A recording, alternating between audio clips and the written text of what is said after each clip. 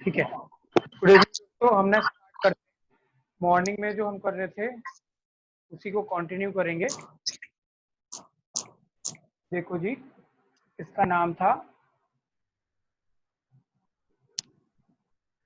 Revaluation of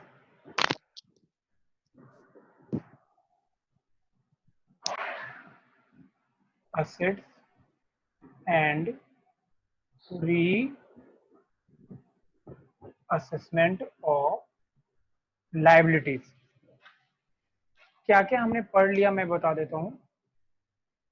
हमने देखा जब भी नया पार्टनर एडमिट होगा तो लॉ नहीं बोलता है कि आप असेट्स को या लाइबिलिटी को बढ़ाएं या घटाएं। मैंने बताया था आपको कि जो अकाउंटिंग रूल्स बताता है या जिसको एस बोला जाए वो क्या बोलता है कि हमें अपने बुक्स में हिस्टोरिकल कॉस्ट में दिखानी है। मतलब जितने में आपने खरीदा है, जो आपका कीमत है दोस्त, खरीदना है जो आपने खरीदा है उसी में आपको दिखाना है। मार्केट वैल्यू पे उसे रीवैल्यू नहीं करना है। समझ में आया आपको? जैसे एक लैंड आपने 10 लाख में खरीदा था, 10 साल बाद भी उसे 10 लाख ही दिखाओगे। आपने मशीनरी दिखाए खरीदा था 15 लाख का, हर साल उस पर डेप्रिसिएशन लगता जा रहा है और वो घटता जा रहा है, तो वो क्या बोला जाएगा? Book value. बुक वैल्यू क्या होता है? Cost minus depreciation is equal to book value. ठीक है, और हमें लॉ बताता है कि इसी में दिखाना है। लेकिन जब नया पार्टनर आएगा तो हमें इस लॉ को नहीं फॉलो करना है, या बोल सकते हैं हम लॉ को फॉलो भी कर रहे हैं तो क्या करना है? हमें बैलेंस शीट में लॉ के हिसाब से तो फिगर वही दिखाएंगे। ठीक है, फिगर वही दिखाएंगे, पर जो उसका फायदा होगा वो हमें क्या होगा तो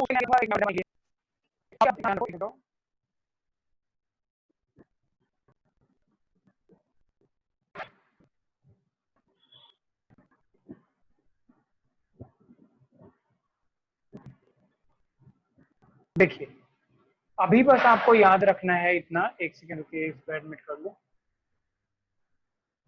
कि जी आपका लॉ बोलता है कि आपको रीवैल्यू नहीं करना है, फिर भी हम असेट्स और अपनी लाइबिलिटीज को रीवैल्यू और रीअसेस करेंगे जिससे आज के मार्केट वैल्यू में हमारा असेट्स और लाइबिलिटी आ जाए और उसके हिसाब से कैपिटल पार्टनर ले आए। इतना आप जान चुके थे। फिर बताया था कि असेट्स बढ़ेगा और लाइबिलिटी घटेगा तो रीवैल्यूएशन को क्रेडिट कर देना, और असेट्स घटेगी और लाइबिलिटी अगर बढ़ जाए तो रीवैल्यूएशन को डेबिट कर देना। इसके अलावा दो चीज और मैंने बताया था। पहला क्या कि रीवैल्यूएशन कराने में एक पार्टनर जाएगा, है ना, वैल्यूअर के पास, उसको फीस देगा। एक सेकंड क्लास करा। हाँ जी,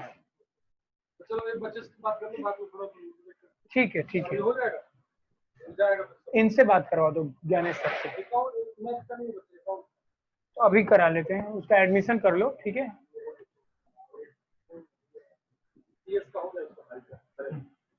ठीक है जी। देखिए, एक तो जब रीवैल्यूएशन कराने जाओगे तो फीस देना होगा आपको वैल्यूअर को। दूसरा, जो पार्टनर करवाने जाएगा रीवैल्यू वो क्या लेगा? रेमुनरेशन। रेमुनरेशन, तो ये जो फीस दे रहे हो आप वैल्यूअर को और जो रेमुनरेशन का खर्चा करो, अब क्यों हो रहा है? देखो, नया पार्टनर आ रहा है, उसे बोलोगे कि देखो जो ये लैंड था हमारा 50 लाख का वो अब हो चुका है। एक मिनट सुनो please, hello Vikas sir, Gyanesh sir, please बाहर जाकर बात कर लो आप। एक्सक्यूज मी बच्चों, ये थोड़ा टीचर थोड़ा ज्यादा जोश में आ गए थे। देखो जी, जब नया पार्टनर आएगा आपने उसे बोला कि देख भाई, बुक्स में 20 लाख रुपए लैंड दिख रहा है पर ये है 40 लाख का। अब आप बोल दोगे तो वो मान लेगा? बोलेगा नहीं, ऐसा करिए, आप किसी वैल्यूअर से सर्टिफिकेट लाइए कि हाँ ये 40 लाख का है, then only I can pay for 40 lakh rupees. तो वो वैल्यूअर के पास जाओगे। अब मैंने पहले भी कहानी सुनाया था कि सारे पार्टनर फ्री नहीं रहते हैं और सारे पार्टनर नहीं जाएंगे। आप एक पार्टनर को बोलोगे हे पार्टनर आप जा और जाके उससे वैल्यू करा के ले आ, वो बोलेगा मैं क्यों जाऊँ फ्री में, तुम जाओ। बोलेगा ठीक है तेरे को रेमुनरेशन मिलेगा। तो एक तो उसको हमने रेमुनरेशन दिया और दूसरा वैल्यूअर की फीस हुई। ये दोनों हमारे फॉर्म के लिए क्या है, दोनों हमारे फॉर्म के लिए एक्सपेंस है। और दोस्तों एक्सपेंस से रीवैल्यूएशन अकाउंट क्या होता है, डेबिट, है ना। तो रीवैल्यूएशन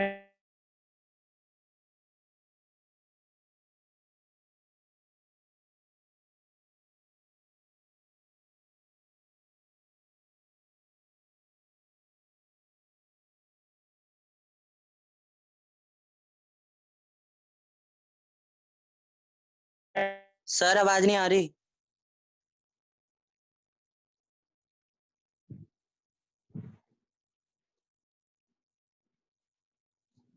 सर आवाज नहीं आ रही।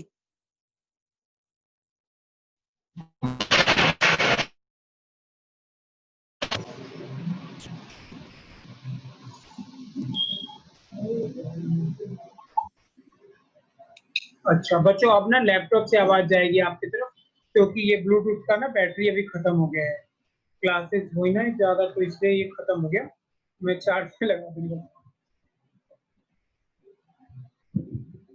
ये सर एक छोटा सा हेल्प कर दो, बस ये वाला इसको लगा दो चार्जर प्लीज। किसको चाहिए आपको? ये हटा लो लैपटॉप। हाँ वो लैपटॉप का चार्जर हटा लो। नहीं उसमें वो नहीं होगा, वो ना फ्री है। ये लीजिए टिश्यू पेपर। ये इसमें लगाया है।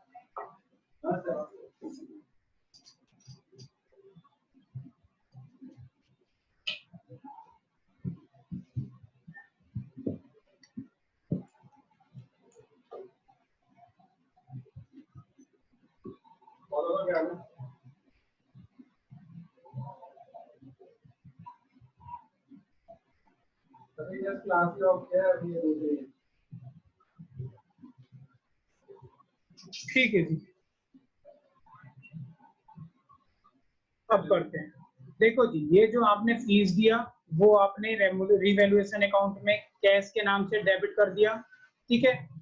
और दूसरा जो रेमुनरेशन दिया वो भी आपने रिवैल्यूएशन अकाउंट में डेबिट कर दिया। ये दोनों चीजें रिवैल्यूएशन अकाउंट में डेबिट हो जाएगा। क्यों? क्योंकि देखो रिवैल्यूएशन अकाउंट डेबिट हो रहा है, ये दोनों क्रेडिट हो रहे हैं, तो डेबिट साइड इन दोनों के नाम से आप रिवैल्यूएशन में लिख दोगे। ठीक है, फिर से बताता हूँ, रीवैल्यूएशन और रीअसेसमेंट लॉ करने के लिए नहीं बोलता है, हम सिर्फ नए पार्टनर को एडमिट करते हैं, इसीलिए हम उनसे रीवैल्यूएशन करे हुए फिगर पे पैसा मंगाते हैं। अब आगे बढ़ते हैं। जब असेट्स बढ़े, लायबिलिटी घटे, तो रिवैल्यूएशन अकाउंट को क्रेडिट करेंगे, और जब असेट्स घटे और लायबिलिटी बढ़ जाए तो रिवैल्यूएशन अकाउंट को डेबिट करेंगे। उसके आगे जब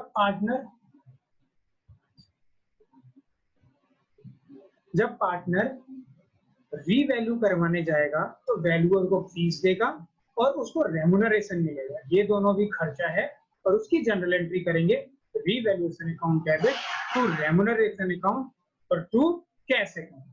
ये चीजें था, ये सब कुछ था इसका कॉन्सेप्ट, ठीक है।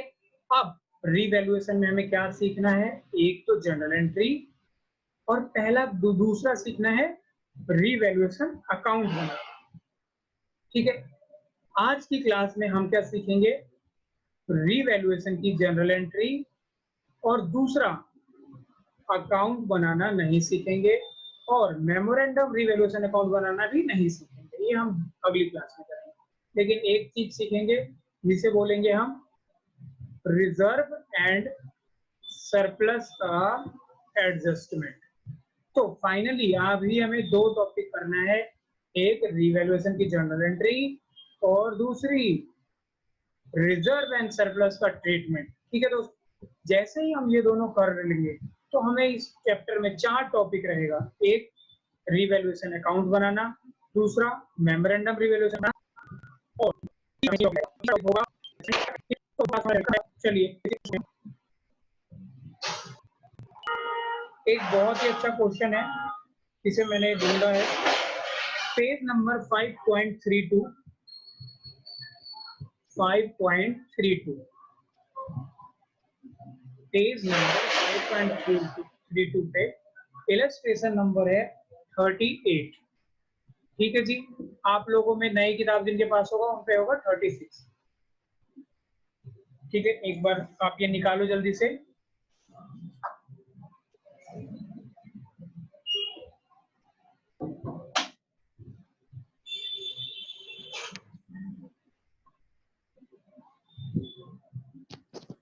बच्चों अगर आप लोगों को सुनाई नहीं दे, कूलर बंद कर दूंगा। क्या आप लोगों को सुनाई?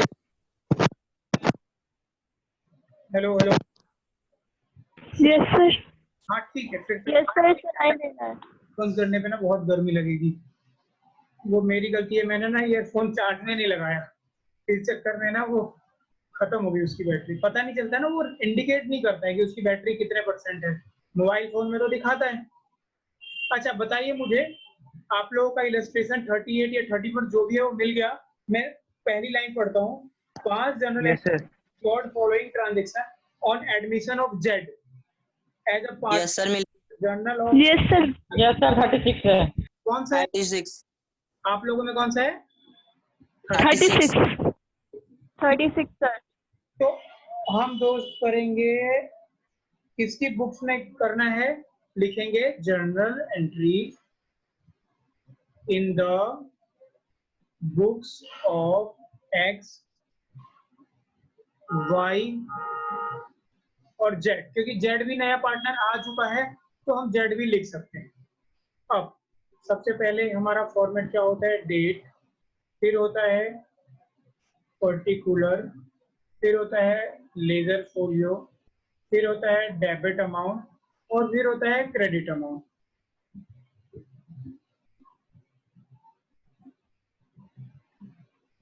देखिए डेट दे नहीं रखा है पर्टिकुलर में, तो डेट नहीं दे रखा है तो हम नंबर डाल देंगे।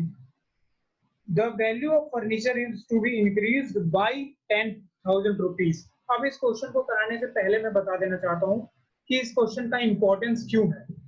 ये क्वेश्चन का इंपॉर्टेंस है पूरा का पूरा इसके लैंग्वेज में।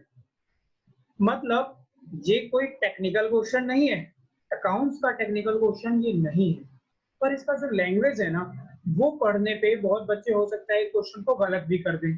तो इसीलिए आपको देखना है कि बाई, टू, इन वर्ड्स में इंग्लिश को इसमें समझना है। तो पहला क्या है?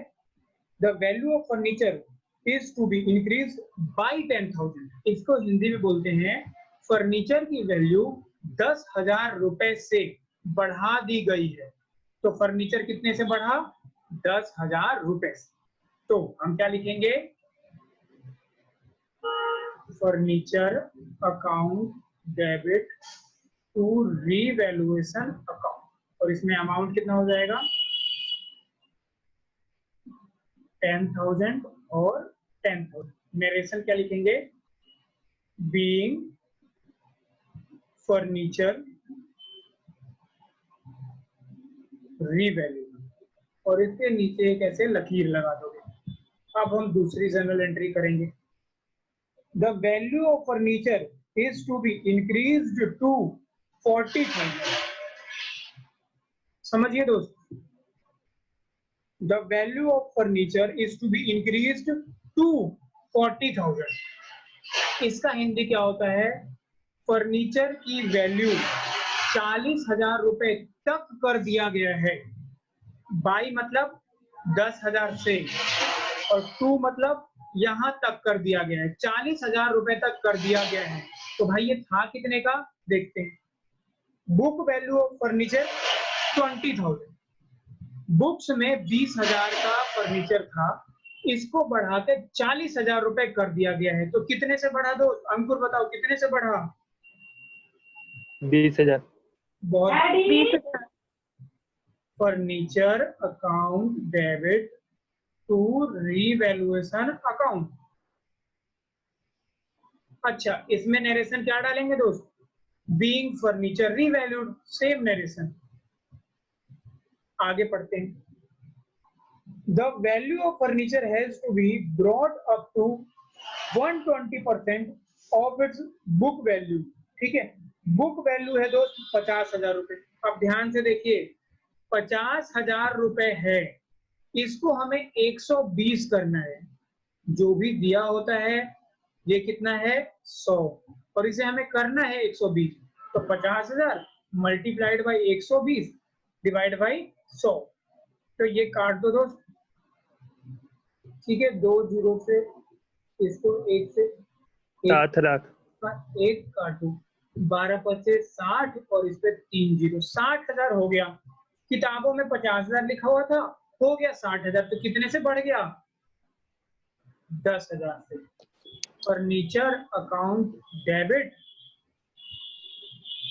अब 60,000 मत कर देना, ये बोल रहा है कि 120% करना है। अब सुनो, 100% तो लिखा ही हुआ है तुमने, इसको 120 करना है, तो तुम्हें बढ़ाना कितने से है 20% से, मतलब 120 करना है। तो तुम 10,000 तो लिखोगे इसमें, तो 60 मत लिख देना, ठीक है।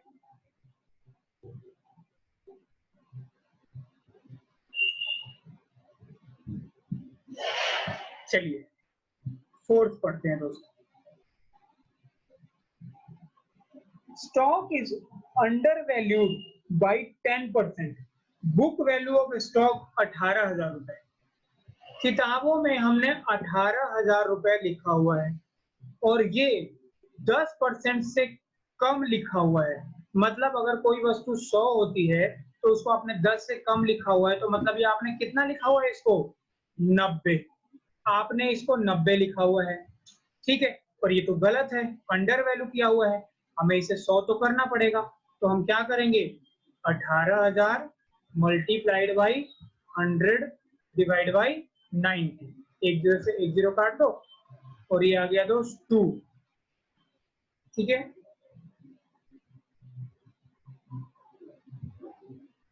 मतलब असली में ओरिजिनल वैल्यू इसकी होनी चाहिए 20,000 और हमने लिखा हुआ है 18,000। तो दोस्त हमें 2,000 रुपए से तो बढ़ाना पड़ेगा, और ये है क्या स्टॉक। तो हम क्या लिखेंगे स्टॉक अकाउंट डेबिट।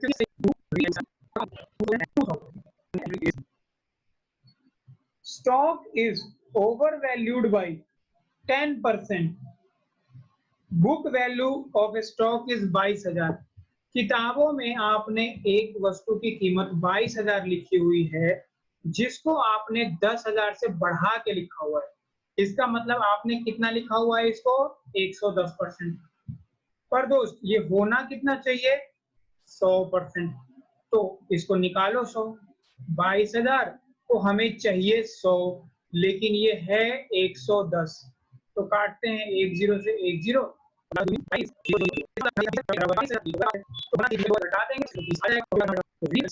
इसको घटाना है, असेट्स को घटाना है, रीवैल्यूएशन को डेबिट करना है और असेट्स को क्रेडिट कर देना है। Revaluation account debit to stock account and the amount is 2,000 rupees. The next entry is the market value of stock is 25,000. Book value of stock is 20,000. हमारी किताबों में एक वस्तु 20,000 की दिख रही है, पर इसका मार्केट वैल्यू 25,000 है। हमें तो अकाउंट्स में बुक वैल्यू पे ही लिखना होता है, मार्केट वैल्यू पे नहीं लिखना होता। लेकिन हम अभी क्या कर रहे हैं एडमिशन ऑफ अ पार्टनर कर रहे हैं, यहाँ पे हमें मार्केट वैल्यू देखना पड़ेगा, तो 5,000 से बढ़ाना पड़ेगा। और ये वस्तु क्या है स्टॉक। तो हम क्या करेंगे दोस्त स्टॉक अकाउंट डेबिट 5,000। क्यों? क्योंकि 25,000 है मार्केट वैल्यू और बुक वैल्यू है 20,000। और 2 revaluation account and the amount is 5,000. And the 7th entry is machinery is taken over by X for 80,000. Book value of machinery is 60,000. ठीक है दोस्त, ये देखते हैं क्या होता है।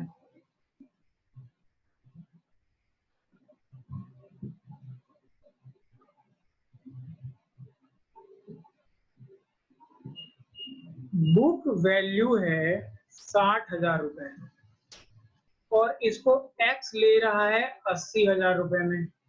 अब इसके लिए हमें 2 ट्रीटमेंट करनी होगी।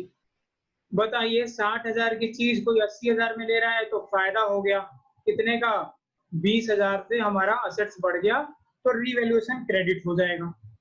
दूसरा, अगर कोई पार्टनर बिजनेस से कोई वस्तु ले जाता है तो उसके कैपिटल को हम क्या करते हैं, क्योंकि इसे क्या बोलते हैं दोस्त, ड्राइंग्स। इसे क्या बोलते हैं, ड्राइंग्स। ये मशीनरी उठा के बिजनेस से ले जा रहा है तो हमें इसके कैपिटल को डेबिट करना पड़ेगा। तो पहली एंट्री हम क्या करें, ये है क्या, ये है मशीनरी।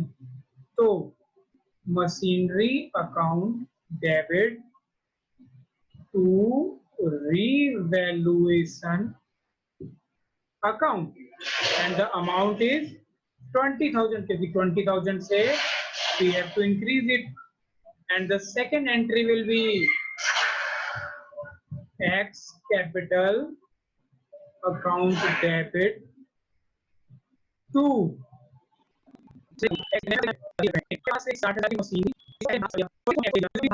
मशीनरी को हटाया मतलब एक्स को निकाल के दे दिया तो इसको क्रेडिट कर दिया, ये समझ गए हो गया।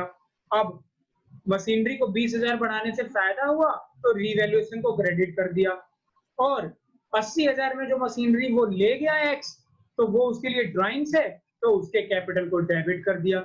बताइए क्या समझ में आया आपको? Yes sir. Yes sir. Very good. Yes, sir. देखो 8वां पॉइंट क्या बोल रहा है, 1/3 of machinery is taken over by Y for 30,000 and balance is revalued at 57,600. Book value of machine is 72,000. सुनिए, 1/3 हिस्से को Y ले गया है 30,000 रुपए में, प्लस बाकी कितना बचा, 2/3। इसकी वैल्यू करी गई है 57,600, तो टोटल वैल्यू कितनी निकली, 30,000 रुपए में वाई ले गया है और बैलेंस है ये, तो बोलो टोटल वैल्यू हमने कितना करा, 50 और 30 80 और 7 600 87,600। लेकिन किताबों में इसकी वैल्यू थी 72,000, किताबों में इसकी वैल्यू थी दोस्त 72,000। चलिए निकालते हैं, 0 0 6 5 और 1, 15,600 से ये ज्यादा बढ़ गया और ये है क्या, असेट्स। असेट्स बढ़ता है तो डेबिट और रीवैल्यूएशन क्रेडिट। फिर से समझो, एक मशीनरी है दोस्त जिसके दो हिस्से करे गए, एक हिस्सा है 1/3 और दूसरा हिस्सा है 2/3, दोनों को मिला के हो गया 3/3 मतलब 100%। तो 100% में से 1/3 वाई ले गया 30,000 रुपए में और 2/3 जो बच गया बैलेंस उसको वैल्यू करा गया है 57,600 रुपए में। ठीक है, तो मशीनरी कितने की वैल्यू हुई, 57,600 प्लस 30,000 87,600। लेकिन किताबों में लिखा हुआ कितने का था, 72,000। दोस्त वैल्यू हुआ है 87,600 और था 72,000। इट मीन्स 15,600 रुपए का फायदा हो गया, असेट्स बढ़ चुका है। अब हम इसकी एंट्री करते हैं। पहली एंट्री, मशीनरी अकाउंट डेबिट 15,600 क्योंकि इतने से बढ़ गया, और टू रीवैल्यूएशन अकाउंट 15,600। ये क्या हुआ, बीइंग मशीनरी रीवैल्यूड। दूसरा दोस्त, ये मशीनरी ले भी जाया जा रहा है इसमें से और वो ले जा रहा है Y, Y's capital account debit. Y पूरा नहीं ले जा रहा है, ओनली ही इज टेकिंग 1/3 और उसका है अमाउंट 30,000। और ये क्या ले जा रहा है, machinery account being machinery taken over by Y. आगे बढ़ते हैं. 9th, amount of insurance premium which was debited to profit and loss account 5,000 to be carried forward to the next year. समझिए जरा 9th क्या बोल रहा है. आपने इंश्योरेंस प्रीमियम पे किया है, ठीक है, कोई भी अमाउंट पे किया है, मान लो एक्स अमाउंट पे किया है, लेकिन इस अमाउंट को, अब जो इंश्योरेंस प्रीमियम है दैट इज आवर एक्सपेंस, इस एक्सपेंस को बच्चों आपने प्रॉफिट एंड लॉस में डेबिट कर दिया है. आपको पता चला कि इसमें से 5,000 का जो इंश्योरेंस प्रीमियम है ये नेक्स्ट ईयर काम आएगा. कैसे आएगा सुन लो. मान लो आपने प्रीमियम पे किया होगा मार्च से 5 महीने आगे पढ़ते हैं तो 5 और कितना 7 8 9 10 11 12 मार्च से 7 महीने पहले हो जाओ. 3 और 6 अक्टूबर नवंबर दिसंबर और 6 और 1 सितंबर. दोस्त आपने 1 सितंबर को इंश्योरेंस प्रीमियम पे किया, ठीक है. मुझे बताइए 1 सितंबर 2019 को इंश्योरेंस प्रीमियम 1 साल तक होता है, ये कब तक चलेगा? ये चलेगा 31 जुलाई 2020 तक. अच्छा सर 31 अगस्त तक चलेगा ना? हाँ जी 31 अगस्त तक चलेगा ना? हाँ, यही तो मैं चेक कर रहा था. ठीक है 31 अगस्त तक चलेगा. अब मुझे बताओ साल कब खत्म हो जाता है? मार्च में. तो हर महीने का मान लो आपने 12,000 रुपए प्रीमियम दिया है, हर महीने का 1,000 प्रीमियम है. तो बच्चों मार्च के बाद अप्रैल मई जून जुलाई अगस्त ये 5 महीने भी का 5 मंथ का जो प्रीमियम है ये क्या है? एडवांस है. और ये कितना है? 5,000. और इसको बोलते हैं अंग्रेजी में प्रीपेड इंश्योरेंस. अब आपको पता चला कि प्रीपेड इंश्योरेंस है और प्रीपेड इंश्योरेंस होता है असेट्स, और असेट्स का पता चला तो असेट्स को डेबिट करोगे और रिवैल्यूएशन को क्रेडिट करोगे. तो कर दो दोस्त. बताओ अभिषेक झा एंट्री क्या करेंगे? बोलो. Prepaid insurance premium account debit to revaluation account. To revaluation account. शाबाश. और account amount should be 5,000 rupees. 10th करते हैं दोस्त. Expense on revaluation amounted to rupees 5,000 paid by X. सुनो जी मैंने बताया कि रिवैल्यूएशन फ्री में नहीं होता है, आपको वैल्यूअर को पैसा देना पड़ता है. तो उसके लिए 2 चीजें मैंने बताई. एक तो बताया रेम्यूनरेशन और दूसरा बताया फीस. ये फीस क्या हुआ आपका? एक्सपेंस. और रेम्यूनरेशन आपने पार्टनर को दिया. ठीक है. अब ध्यान से सुनिए इस वाले लाइन में रेम्यूनरेशन की बात नहीं बोल रहा है, ये सिर्फ एक्सपेंस की बात बोल रहा है. ठीक है. वैसे मैं बताऊं रेम्यूनरेशन और फीस दोनों को आप एक्सपेंस ही बोलोगे. ठीक है. पर क्लियर नहीं है कि ये रेम्यूनरेशन है या क्या है, लेकिन है तो एक्सपेंस ही. और एक्सपेंस से हम क्या करते हैं? Revaluation account debit. और अगर एक्सपेंस की पेमेंट करी होती तो टू कैश अकाउंट करते. पर भाई हम नहीं पेमेंट कर रहे हैं, ये कौन दे रहा है? 2x. एक्स दे रहा है. अब भाई एक्स अपनी जेब से तो देगा नहीं, आज वो दे रहा है तो कल वो पर्ची लगा के और फर्म से पैसे ले लेगा, है कि नहीं? तो उसके कैपिटल को हमें क्रेडिट करना पड़ेगा. तो आप क्या एंट्री करोगे? Revaluation account debit to X capital account. क्योंकि एक्स ने दे दिया है आपके बिहाफ पे, आपने कि आपके बिहाफ पे कोई और खर्चा कर देगा तो उसे आपको चुकाना तो पड़ेगा. और जब आप उसे दोगे तो ये आपका कौन बन गया? ये आपका लेनदार बन गया. एक तरीके से ये आपका क्रेडिटर बन गया. और क्रेडिटर हमेशा क्रेडिट होता है. अब ये हमारा पार्टनर है इसलिए इसके कैपिटल, इसका खाता हमारे बिजनेस में चल रहा है. इसका कैपिटल अकाउंट हमारे बिजनेस में है, तो इसके खाते को हम और बढ़ा देंगे, इसके कैपिटल अकाउंट को हम और क्रेडिट कर देंगे, क्योंकि कैपिटल को बढ़ाने के लिए क्रेडिट करना पड़ता है। And the amount will be, amount कितना है 5000, 5000 एंड 5000। देखो दोस्तों, जनरल एंट्री के साथ क्या सिस्टम है कि मैं ना आपको पढ़ के सिर्फ जनरल एंट्री करूं, वो क्यों हो रहा है, उसके पीछे क्या लॉजिक है, और सारे उसके मैं ना बता दूं उसके पहलू, तो तुम्हें रटना पड़ेगा। पर आपको जैसे ही पता चल रहा है क्यों हो रहा है, इसका इफेक्ट कहाँ कहाँ हो रहा है, तो इससे ना आपके दिमाग में खुद एनालिसिस करने का ना जो है डेवलपमेंट होगा। ठीक है, आप खुद जब भी जनरल एंट्री करोगे तो ऐसे ही सोच के करोगे कि हो क्या रहा है, फिर आप कभी भी गलती नहीं करोगे, चाहे कैसी भी जनरल एंट्री आ जाए। ठीक है, 11th, a debtor whose dues of 14,000 was written off as bad debt last year paid 10,000, ठीक है, in full settlement।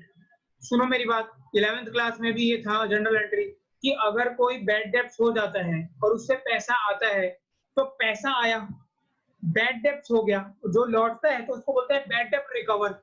बैड डेब्ट जब लौटता है तो क्या बोलते हैं, बैड डेब्ट्स रिकवर्ड, और ये हमारा फायदा होता है इसलिए क्रेडिट करते हैं। और बैड डेब्ट्स जो आया वो पैसों में ही तो आएगा, तो एंट्री क्या करोगे, cash account debit to bad debts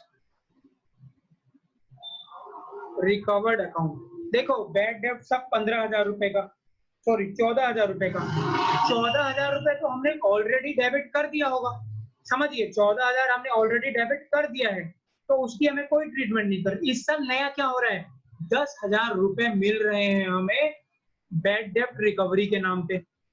अब हमें बैड डेब्ट रिकवर को हम कहाँ ट्रांसफर करते थे, प्रॉफिट एंड लॉस अकाउंट में।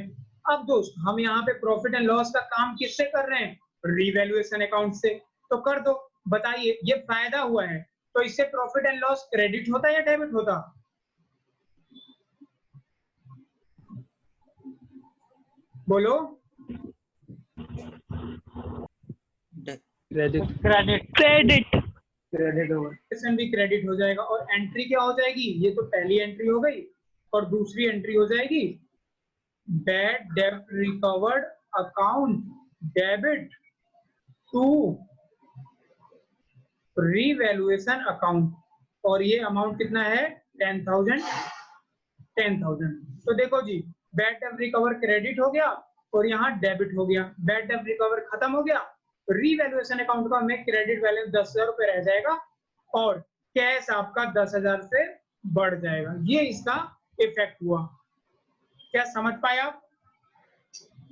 Yes sir. सुनिए यस सुनिए, आप वीडियो देख के पॉज करके ये उतार लेना, ठीक है, क्योंकि आप सबके पास वीडियो अपलोड हो ही जाता है। मैं 8 बजे से पहले ही अपलोड कर दूंगा, क्योंकि मुझे दूसरा क्वेश्चन करा लेना चाहिए। देखो दोस्तों, अच्छा इसमें ना 1 मिनट रह रहा है, इसलिए ना आप दोबारा से कनेक्ट हो जाओ प्लीज।